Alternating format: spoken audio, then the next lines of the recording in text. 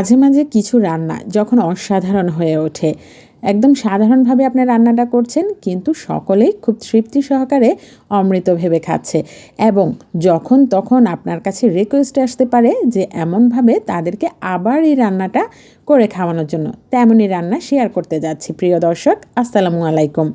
শুরু করছি। প্রথমে হাঁড়ি বসিয়ে সেখানে বেশ কিছু পেঁয়াজ বেরেস্তা করে নিয়েছি, আর তার থেকে অর্ধেক পরিমাণ পেঁয়াজ বেরেস্তা তুলে রেখেছি। এখন এই পেঁয়াজ বেরেস্তার সাথে আরও কিছু পরিমাণ কাঁচা পেঁয়াজ অ্যাড করে দিলাম।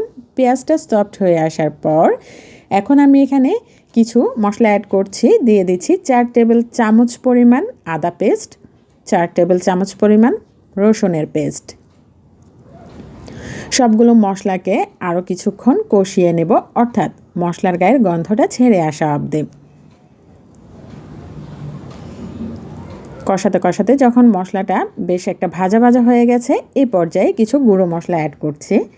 দিয়ে দিচ্ছি এখানে আস্ত কিছু মশলা, যেমন দারুচিনি, এলাচ, তেজপাতা, সাথে মরিচের গুঁড়ো এবং ধনে জিরে ও গরম মশলা গুঁড়ো। এর সাথে দিয়ে দিচ্ছি 1 প্যাকেট পরিমাণ রাঁধুনি বিরিয়ানি মশলা। এই ক্ষেত্রে আপনি যে কোনো ব্র্যান্ডের মশলা ব্যবহার করতে পারেন, কোনো ব্যাপার না। মশলাটাকে খুব সুন্দর করে কষানোর জন্য এখন অ্যাড করে দিচ্ছি কিছুটা গরম পানি। আমরা প্রত্যেকেই জানি যে একটি রান্না তখনই সুস্বাদু হয়ে ওঠে যখন আপনি এই রান্নাটা অর্থাৎ মশলাটাকে খুব সুন্দরভাবে সময় নিয়ে কষাতে থাকবেন। এই যে মশলাটা বেশ কিছুক্ষণ ধরে কষানোর পরে উপরে কিন্তু তেল ভেসে এসেছে এবং গ্রেভিটাও কিন্তু অনেকটাই মাখো মাখো হয়ে গেছে। আর এই পর্যায়ে আমি ভাজা চিকেনগুলো অ্যাড করে দিলাম। চিকেনগুলোকে আমি কোনো প্রকার মশলা ছাড়াই একদম সাদা ভেজে নিয়েছি। আর এইভাবে এই চিকেনগুলো মশলার সাথে এখন বেশ কিছুক্ষণ এরকম ভাজা ভাজা করে কষিয়ে নেব। এতে করে সুন্দরভাবে মশলাটা চিকেনের গায়ে ঢুকবে। কিছুক্ষণ পর পরে নেড়ে চেড়ে দিতে হবে যাতে এটা একদম মাখো মাখো তলানিতে লেগে না যায়, এদিকেও খেয়াল রাখতে হবে। পুড়ে গেলে বাজে স্মেল ছড়াবে, রান্নাটা কিন্তু একেবারেই ভালো লাগবে না। তো অনেকক্ষণ ধরেই কিন্তু আমি এই মাংসটাকে কষিয়ে নিয়েছি। এখন কিছু ভাজা আলু অ্যাড করে দিচ্ছি। আলুটা ভেজে নিলে সুবিধা হচ্ছে যে পরবর্তীতে আলুটা ভেঙে যাওয়ার সম্ভাবনা একেবারেই ক্ষীণ।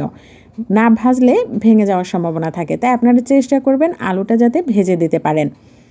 তো এইভাবেও বেশ কিছুক্ষণ কষিয়ে নিয়ে এখন দিয়ে দিচ্ছি 1 কাপ পরিমাণ লিকুইড মিল্ক। এক্ষেত্রে আপনারা টক দই ব্যবহার করতে পারেন, তবে আমি টক দই না দিয়ে লিকুইড মিল্কটা দিয়েছি।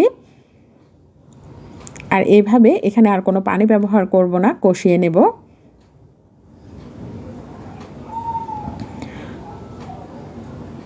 এই যে বেশ কিছুক্ষণ ধরে কষিয়ে নিয়েছি। এখন একটি বাটিতে এই মাংসগুলো তুলে রাখব। যেহেতু একই হাঁড়িতেই আমি পোলাওগুলো বসাবো, তাই মাংসটাকে তুলে নিচ্ছি। আর হ্যাঁ, এখানে আমি 2 কেজি পরিমাণ মাংস ব্যবহার করেছি। অন্যদিকে কিছুটা গ্রেভি রেখে দিয়েছি। আর চাল, পোলাওর চাল, এখানে আমি চিনি গুঁড়া চাল ব্যবহার করেছি। চালগুলোকে আগে থেকেই পানি ঝরিয়ে শুকিয়ে নিয়েছি। আর চালের পরিমাণ হচ্ছে 1 কেজি। সুন্দর করে চালটাকে ভেজে নেব বেশ কিছুক্ষণ সময় নিয়ে, যাতে চালের গায়ে কুড়মুড় শব্দ আসা অবধি ভাজবো। এতে করে পোলাওটা খুব সুন্দর ঝরঝরে হবে। এখানে আমি আবার 1 কাপ পরিমাণ লিকুইড মিল্ক অ্যাড করে দিয়েছি এবং পোলাও যে পরিমাণ চাল নিয়েছি তার ডবল পরিমাণ পানি অ্যাড করে দিয়েছি। অর্থাৎ পোলাওর চাল 1 কেজি, তার ডবল পানি ব্যবহার করেছি। আর অবশ্যই ফুটন্ত গরম পানি ব্যবহার করতে হবে।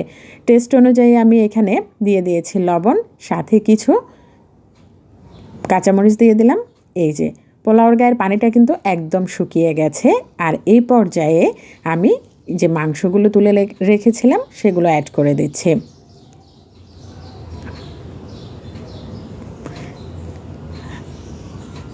উপর থেকে কিছু পেঁয়াজ বেরেস্তা ছড়িয়ে দিলাম।